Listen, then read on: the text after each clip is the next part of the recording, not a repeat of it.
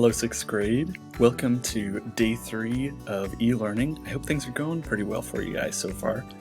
I feel like we're definitely working out a lot of the kinks, which is good. Today what we're going to do for reading is a reading workshop, and we're going to learn about the 3 questions. So let's find out what that means. We're going to talk today about understanding complicated texts. Remember, a text is just a word for anything that's written down.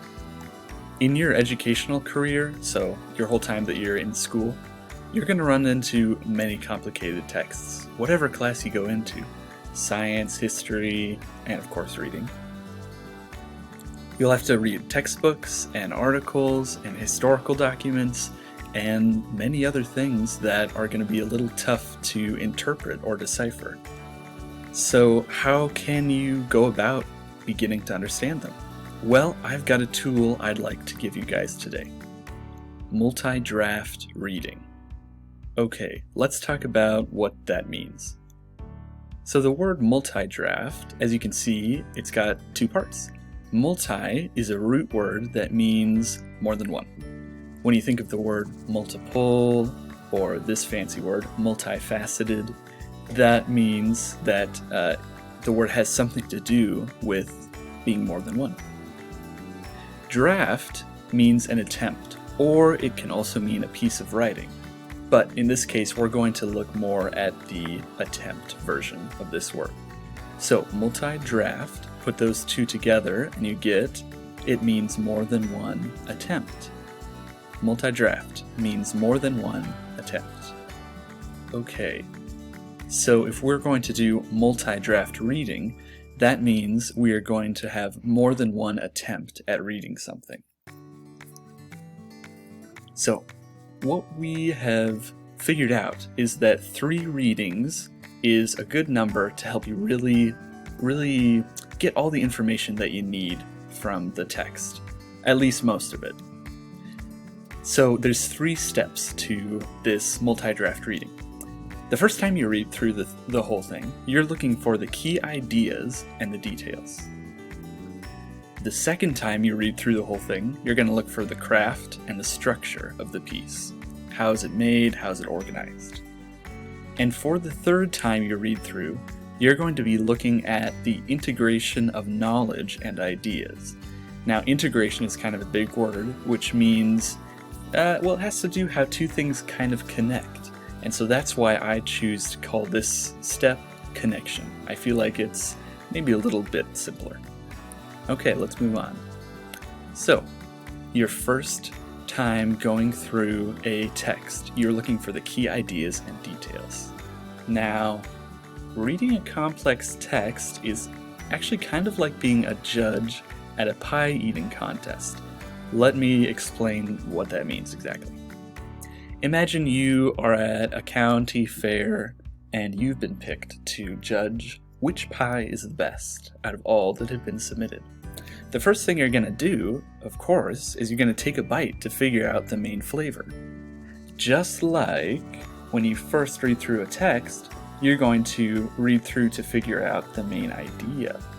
So, as the fancy pie judge, first you take a bite to figure out the main flavor.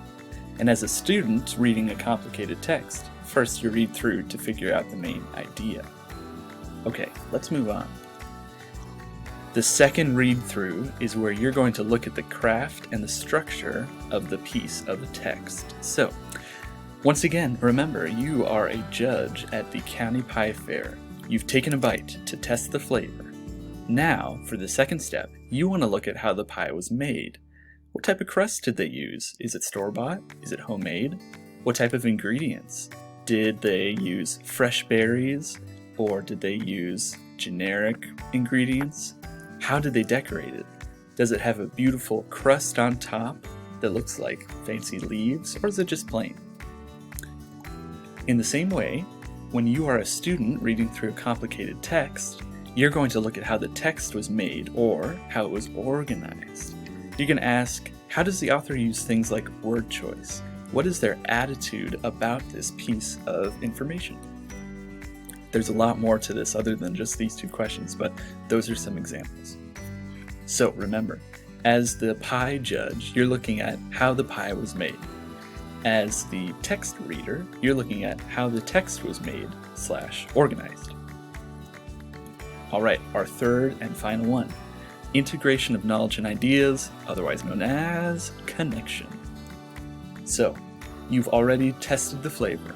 You've looked at how the pie was made, but now is the moment of truth. The third step you have as the judge of the pie contest is to determine how this pie compares to everyone else's.